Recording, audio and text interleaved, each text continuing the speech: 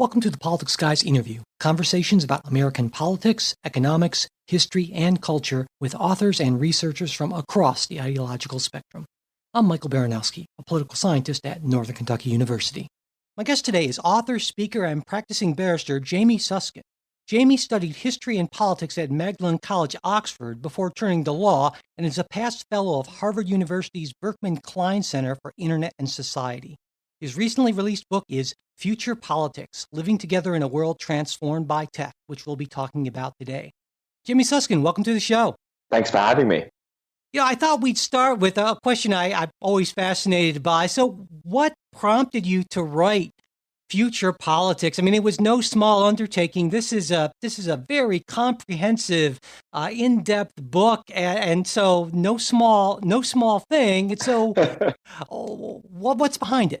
Well, I think the seeds were planted when I was an undergraduate and studying political philosophy at Oxford, which I loved. But I was surprised by the fact that so much of political theory was written as if the world will be the same in 2050 as it was in 1950. And even then, it surprised. And this was back, 10 years ago.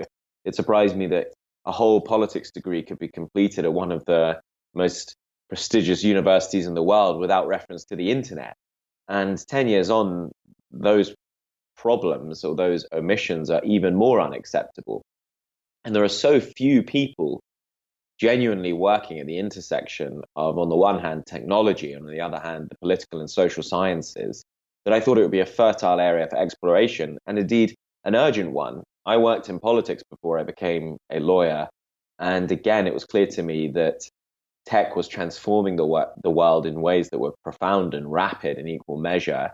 And I was sure that if I spent some time thinking hard about the future of politics and technology's effect on it, and using political theory and jurisprudence from the past to see what use it could be, then I might be able to come up with something fruitful. Yeah, and I think you definitely, at least my opinion is you definitely succeeded in that. And thank you. The book, you break the book down into several parts, and in part one is your summary of what you call the digital life world where we're at now. And you argue that that's characterized by increasingly capable systems, increasingly integrated technology, and an increasingly quantified society. And I'm hoping maybe we could start by you talking a little bit about what those things are and how they connect together. Absolutely. So this is the part of the book where I try to set out the empirical basis for my ideas. What's actually happening in the world and what can we expect to happen based on current trends? Of course, there's no evidence from the future, so you can never be sure about any of this stuff. In fact, the only thing you can be sure about is that some of it will be wrong. But based on where we currently are, there seem to me to be three big things going on, as you say. One is increasingly capable systems, non-human computational systems that are capable of performing tasks which we would never have previously thought possible, and doing them as well as us or better than us. And as is well known, AI systems can now beat humans at almost every game that we've ever devised, from chess to the exponentially more complex game of Go. They can diagnose lung cancers and skin cancers better than the best human experts. They can lip read and mimic as well as the best human experts. Mimic human speech, that is. They can tell the difference between a fake smile and a real smile better than we can, and can read a human being's face for its emotions better than we can as well, whether they're depressed or happy or angry. And my general projection is that the pace of improvement of these systems is not slowing down. In fact, it's speeding up, partly due to an exponential growth in computer processing power, which has been going for more than half a century now. And I expect in the future we'll be living alongside non-human machines of really quite extraordinary capacity. And that's the first one.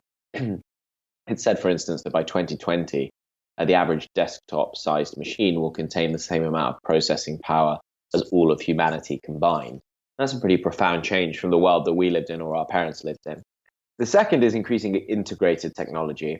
Now, this is the idea that whereas in the past the computer was initially something the size of a room, and for most of our lifetimes has been accessed through the keyboard and mouse and the desktop screen, and since, say, 2008, 2009, has principally been accessed technology through what's been called the glass slab of the iPad or the iPhone or whatever alternative system you use. in the future, technology won't look like technology as we currently understand it.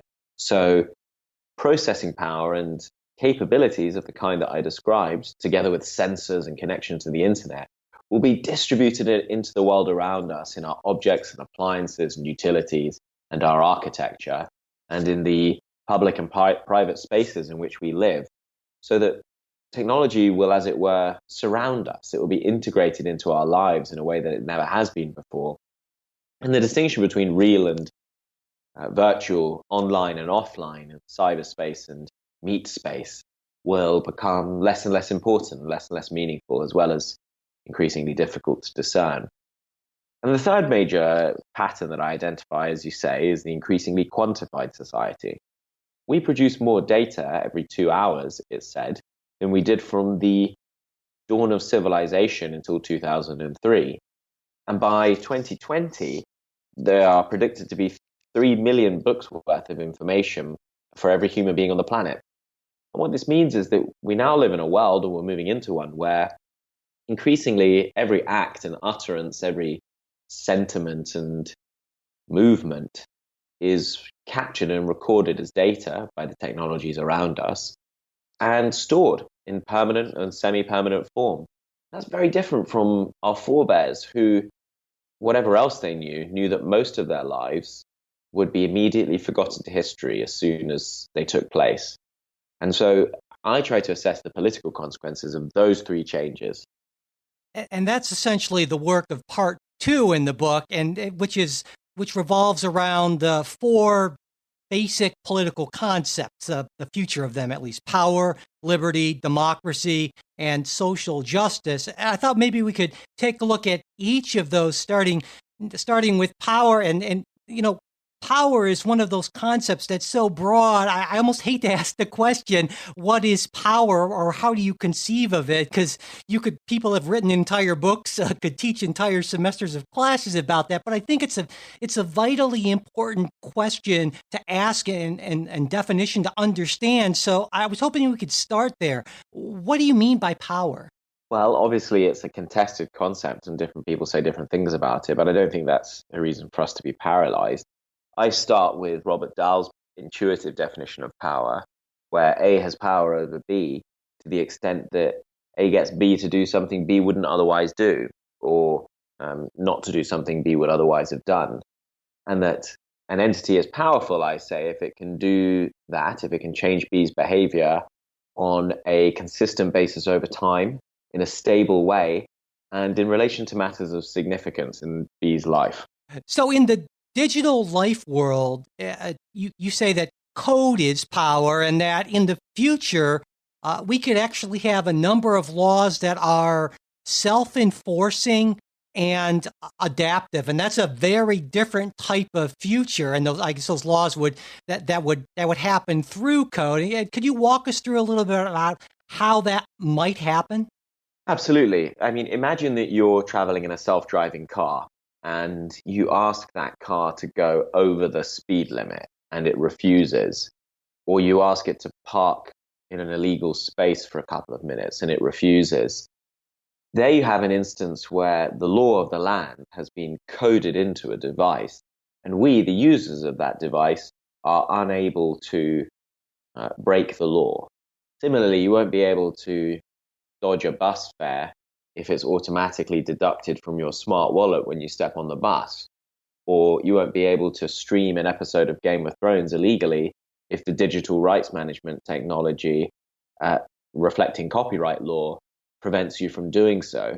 And so Larry Lessig, the Harvard scholar, draws the distinction between a door which says do not enter and a locked door. We currently live in a world characterized by doors saying do not enter. We can enter, we can drive over the speed limit, subject to some potential future sanction. But in the future, as more and more of our freedoms are exercised through technologies, the freedom to speak, the freedom to move, and the like, then the rules contained in those technologies may well enforce the law of the land. And I'd be surprised if they didn't.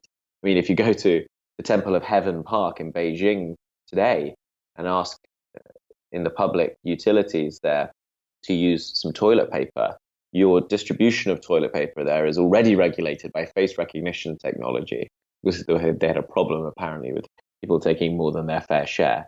The point is, technologies offer a system of enforcement which is incredibly complete and incredibly potent. But the point I'd make, Michael, is that a lot of the rules contained in technology aren't the laws of the land. They're just additional rules that the manufacturer or the designer has coded into them. And so increasingly we'll be taking rules not just from legislators, not just from legal codes, but from private code as well. And that's sort of when I read that, that was sort of a scary thing to me, because I thought of, well, there were two things that came to mind almost immediately to me.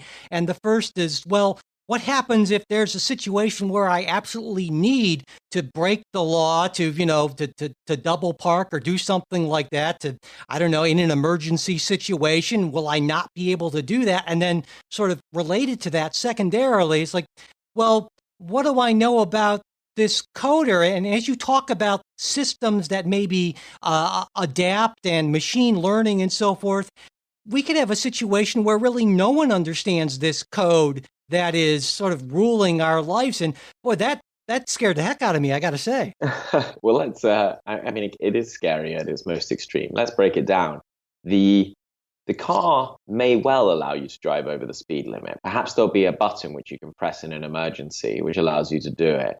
And indeed, the car may have a variable speed limit coded into it, depending on the weather conditions and the traffic conditions, so that sometimes you're restricted to 40 and sometimes to 60.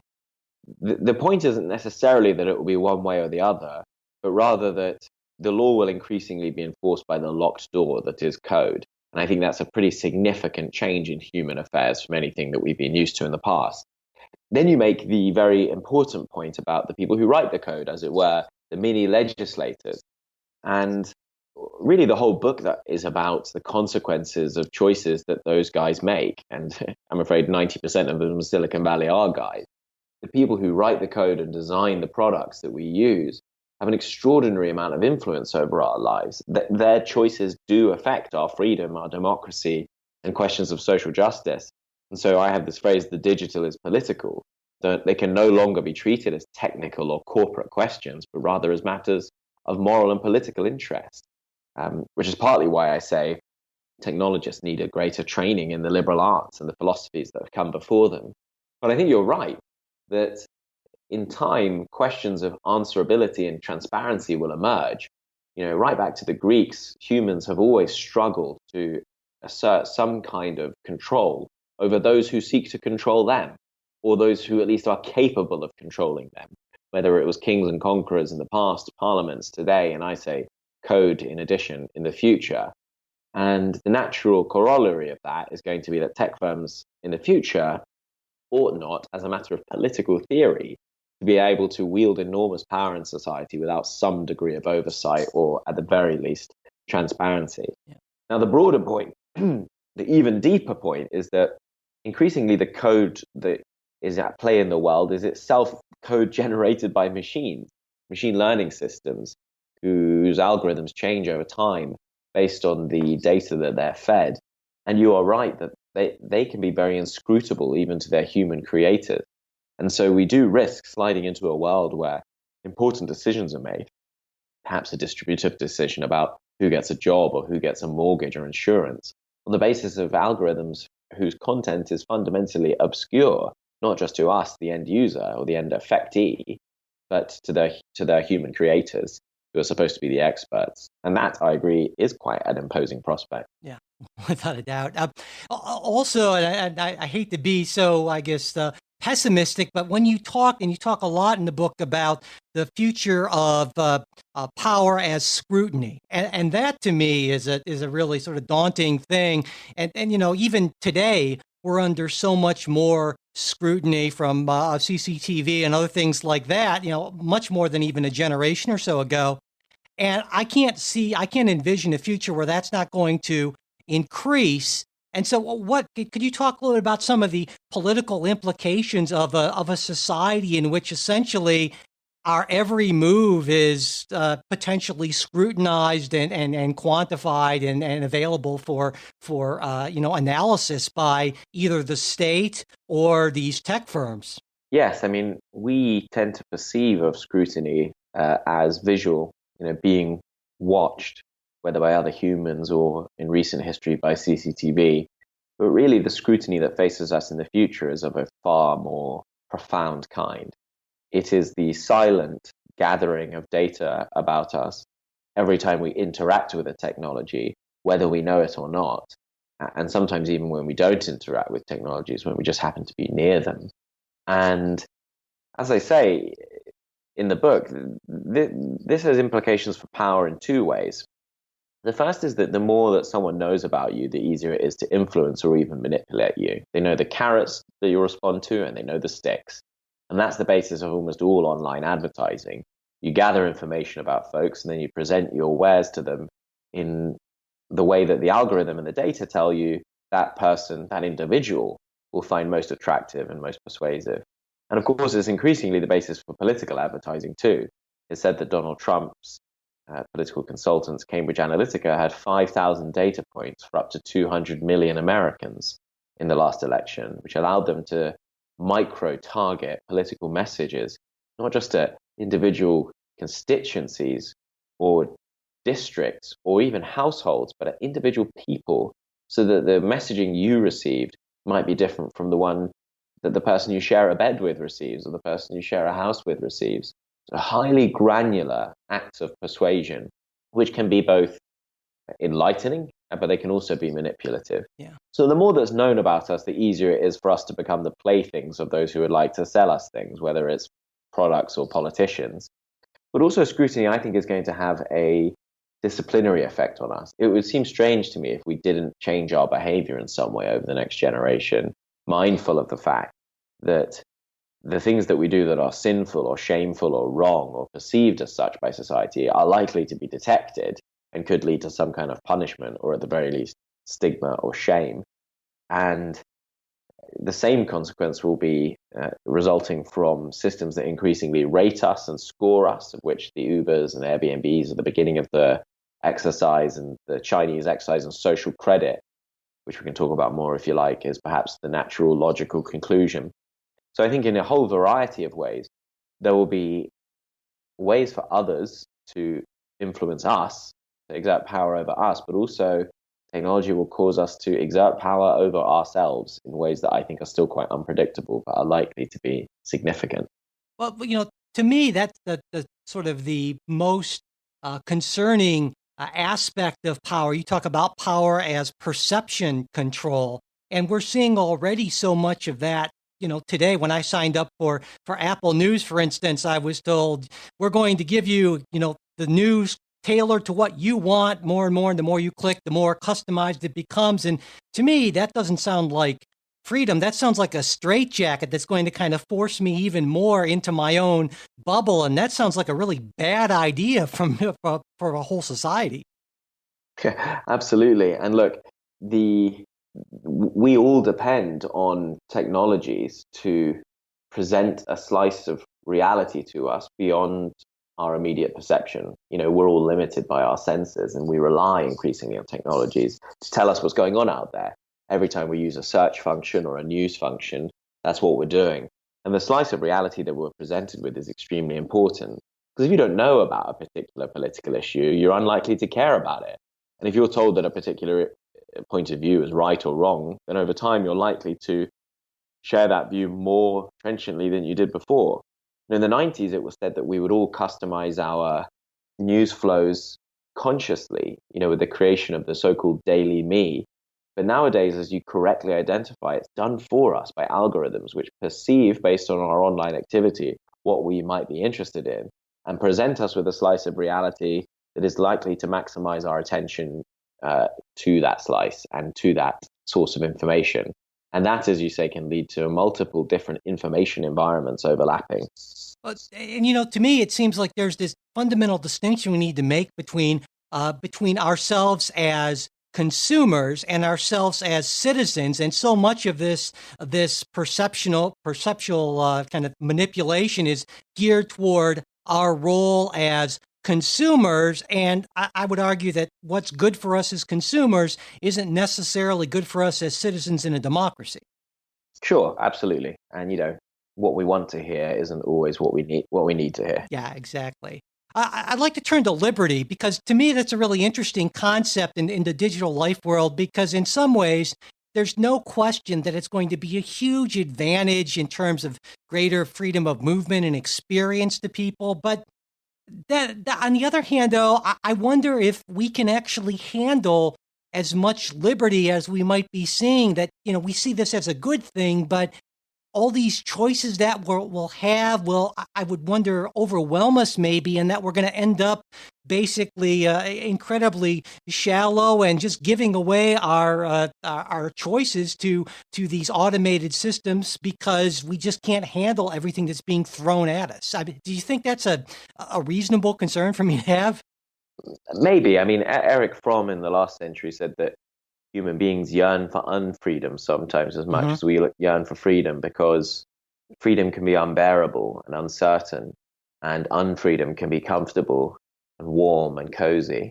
And to a certain extent, that's what I see playing out. I mean, I actually think we might not feel less free in the future. And in fact, the number of things that we are able to do is likely to increase because technology allows us to do things we couldn't previously do and make some things easier, which were in the past harder.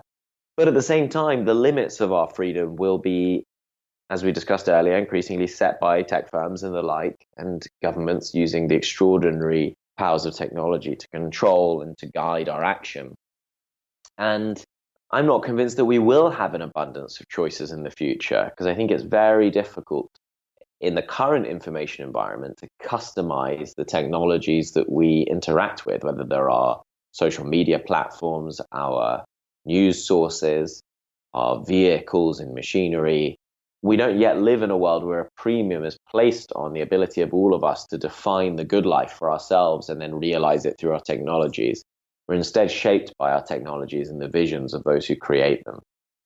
I also want to turn to democracy as one of the third main concept you discuss. And, you make the point that has been made, well, probably most famously by Winston Churchill, but, the best system of governance we've had at least compared to all the others, or sorry, the worst compared to all.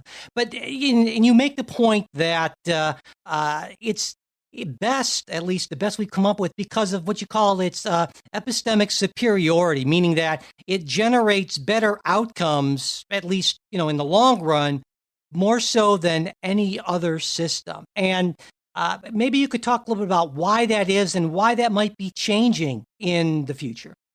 Well, in defense of democracy, what is said by those who claim it has epistemic superiority usually falls into one of two categories. One is the counters, as they've been called, who say that by and large, crowds of people, diverse crowds of people, reach better decisions than small groups of experts do. And there's a famous anecdote about the French village guessing the weight of the ox, and even the greatest ox weighing experts were beaten by the average result of what the villagers guessed. That's one way of looking at democracy. The other way is through deliberation, which is that through the deliberative process of democracy, where we debate matters openly and rationally, we root out good and bad arguments, good and bad policies, and can that way reach the best possible policy outcomes much better than, say, a totalitarian system or a system of decision making by one, however wise, individual. Now, I don't necessarily see either of those arguments losing their value, but it's certainly the case that we are developing new ways of processing information which did not exist when those arguments and those systems of government were generated.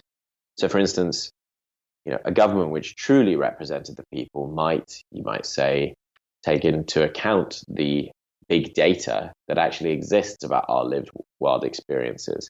And it might track who we are, where we go, what we buy, who we interact with, better as a matter of epistemic judgment than a tick in a box on a ballot paper once every 4 years, which is how we currently constitute our governments.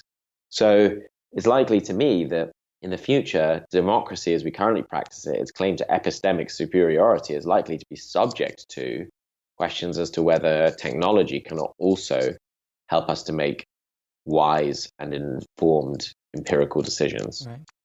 And you also talk a lot about deliberative democracy, which you brought up there. And in the book, you write that deliberative democracy needs a forum for civil discussion, not a marketplace of screaming merchants. And of course, I mean, a marketplace of screaming merchants seems like exactly what we have now. And I'm wondering if you see that as just being increasingly more and more of the future. I mean, is deliberative is essentially technology destroying the prospects for deliberative democracy? Well, look, the point can be pressed too far because we've never had ideal deliberation, where everyone calmly and rationally, according to set rules, participates on an equal basis. Political discourse has always been raucous and it has always been tumultuous, although sometimes it's been done better than others. The truth is that our current state of discourse is not in a great way. It's fragmented, it's polarized, it proceeds on the basis of factual assumptions which oftentimes turn out not to be true at all. And it's hard not to conclude that this is partly, if not mainly, the result of technology. And what I say in the book is quite simple, which is that tech firms who increasingly provide us with the platforms on which almost all important political debate takes place, they create those platforms according to the logic of the market. They're trying to maximize the amount of users, maximize the amount of clicks and shares and follows, and maximize the amount of attention grabbed. And that's fine, I guess, if you're measuring it against capitalist principles. But if we say that actually what these firms are doing is moderating society's debate, controlling democratic deliberation, then the logic should not just be about maximizing clicks and shares and follows, but also about improving the quality of debate. And there isn't always a good commercial reason to improve the quality of debate. In fact, the opposite. Sensationalism and partisanship are often what sells. And so what you have is the logic of the market infecting the logic of democracy. And yes, creating a circumstance where deliberation, which was conceived of as being about the public good, becomes essentially a consumer matter where we all approach it as like we would choosing a gym or buying a particular product in the supermarket. And my own argument is that for this to be sustainable, tech firms, and I think they are increasingly realizing this, are going to have to treat their forums, their platforms, as what they are, which is fundamental institutions of democracy, not just as private instruments for the maximization of profit. And in that sense, then they could almost be seen as public utilities, if you will, which would suggest a level of a regulation or government imposing a number of restrictions on them because of how fundamentally important they are. And so Facebook or Google or what have you wouldn't be able to do just whatever they wanted. They'd have to meet certain requirements and so forth. Is that kind Well, of what you? I agree with you on their fundamental importance, which is why I would even challenge the equation with public utilities. That is to say, the electricity company and the water company and the like, these are important, but they've never interfered with the democratic process. They've never determined our freedom or otherwise. They've certainly never exerted power over us by getting us to do things we wouldn't otherwise do. So, yes, my premise is that these are not ordinary commercial entities. That's absolutely the case. And yes, I think we have to find some way of making sure that they behave as such. Now, one way is regulation, and I think we will see it in the coming years. I think we also should be skeptical of it because what a lot of regulation does is simply shift the power of technology from private firms to the state. And your American listeners will have no problem accepting the argument that the state itself can sometimes be an overweening source of power. So I think we need to be cautious about that. And, when people talk about regulation and nationalization, I think it's naive because I think that we're always at risk of going the full China and seeing the full benefits of technology accruing to the state in its exercise of power over the citizenry. But yes, I fundamentally do agree that one way or another, tech firms are going to have to behave differently.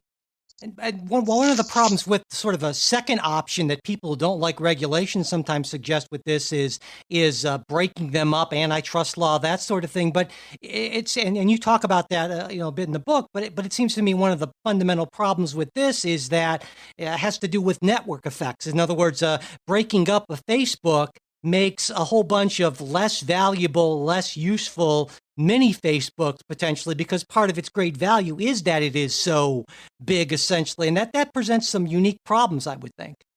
Sure. I mean, the reason you and I use Facebook is not because Facebook is amazing and brilliant in every respect. It's because 2 billion other people use Right. Facebook.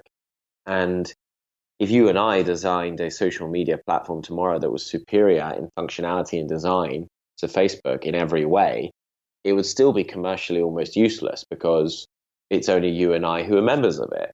And so you're quite right that the reason a lot of tech platforms are valuable is because they are on a network, or they benefit from the network effect, whereby the value of the overall good increases, as it were, exponentially in relation to the number of extra users who take part in it. I mean, I think that we will have to have what I call structural regulation of some kind, which revolves around making sure that no one firm becomes too powerful. But I do, for other reasons, think that existing antitrust regimes are probably inadequate to the task. That's because what they are introduced to regulate, and have been for a long time, is abuses of economic power. So it's normally things like unfair pricing practices. But our complaint about tech firms isn't that they're exploiting us economically, or at least I don't think that should be our principal complaint, because actually we get a lot of free stuff from Google and from Facebook and the like. And yes, we exchange data, but in purely economic terms, our data is worth almost nothing. What makes it valuable is what the firms are doing with it, which is combining it with everyone else's data.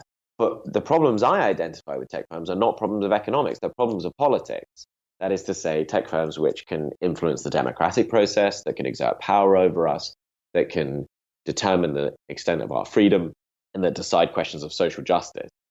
And it isn't clear to me that an antitrust regime that is designed to identify and tackle economic abuses is actually the best system yet. It was properly engineered to tackle the political problems which I raise. Right. Yeah.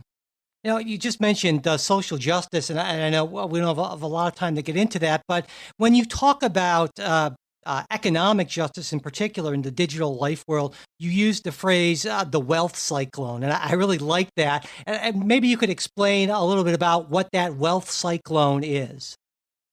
Yes, it's a slightly cartoonish picture of where we might be heading, Uh, but I think it's an important one. Thomas Piketty, the number of trends going on just now. One is that owning capital, owning stuff, and getting returns on it is a more consistent generator of income than working is. So those who own tend to make more money over time than those who work for a living. That's pattern number one. Pattern number two, increasingly there's going to be less and less work and more benefit from owning the technologies that replace the human work, which is going to sort of supercharge the effect of the first trend. So those who own the most valuable tech that displaces human work will become richer, while the rest of us, accustomed to working for a living, will become financially less well off. Then there is the network effect issue, which is that once a tech firm or the owners of particular valuable capital become very successful and prominent, the effects we described earlier kick in, which is that it's very hard to dislodge them. And so the big companies get bigger and they absorb smaller companies, and it becomes almost impossible to challenge for supremacy in certain areas. And then finally, unlike the great employers of the past, the Detroit car factory or the heavy industry of the 20th century, these tech firms and these capital owners actually employ incredibly few people. So it's not like we can all go and get jobs at Google or Facebook, because in the grand scheme of things, they employ almost no one.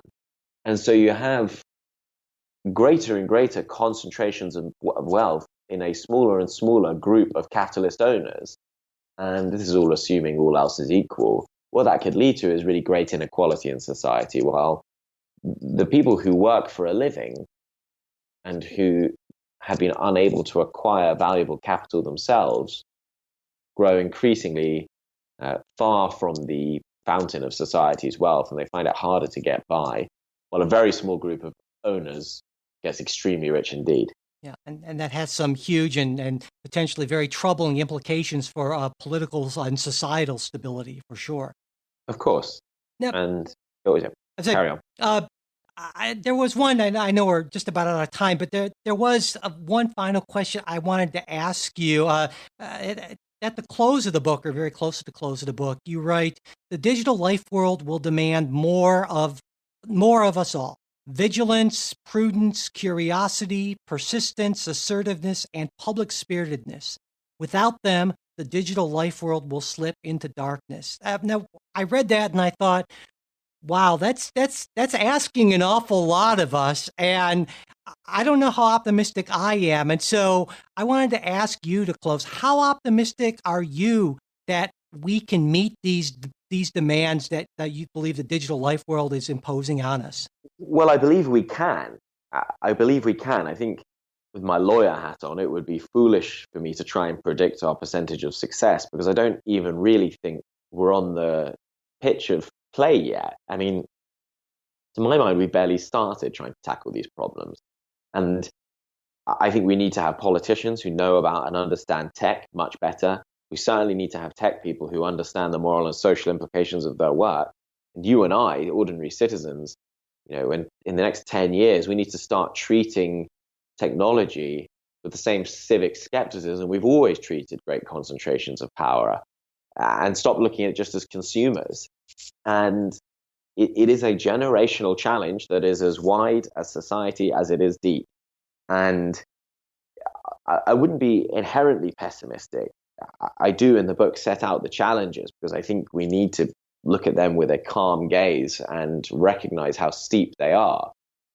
I do think humanity's up to it. At the same time, I think, there's every chance we could fail. And what I do know is that we'll certainly fail if we carry on as we're currently going, which is basically pretending there isn't a problem. Well, on that mostly optimistic note, we'll close. Jamie Susskind, thank you so much for taking the time to talk with me today. Thank you for having me. It's been a pleasure. That's it for this episode. Thanks for listening. Support from listeners just like you is what keeps the show going, and we truly do appreciate it. If you're interested in joining our great group of Politics Guys supporters, you can go to politicsguys.com and click on the Patreon or PayPal links you'll see there. And if you want to support the show without spending anything, you can subscribe to the podcast on iTunes, Pocket Cast, Stitcher, or whatever other podcast app you use. Share this episode with your friends and followers, and pass along our new show posts and tweets on Facebook and Twitter. Leaving reviews and ratings on iTunes also helps. If you've got a question, comment, correction, or just a random thought you want to share with us, you can reach us at mail@politicsguys.com. Our Facebook page, where you can message us and where we post things throughout the week, is facebook.com/politicsguyspage. We're also on Twitter @politicsguys. The executive producers of the Politics Guys are Michael Baranowski, Jay Carson, Trey Orndorff, and Bruce Johnson. Today's show was produced by Michael Baranowski. We'll be back with a new show on Saturday. We hope you'll join us.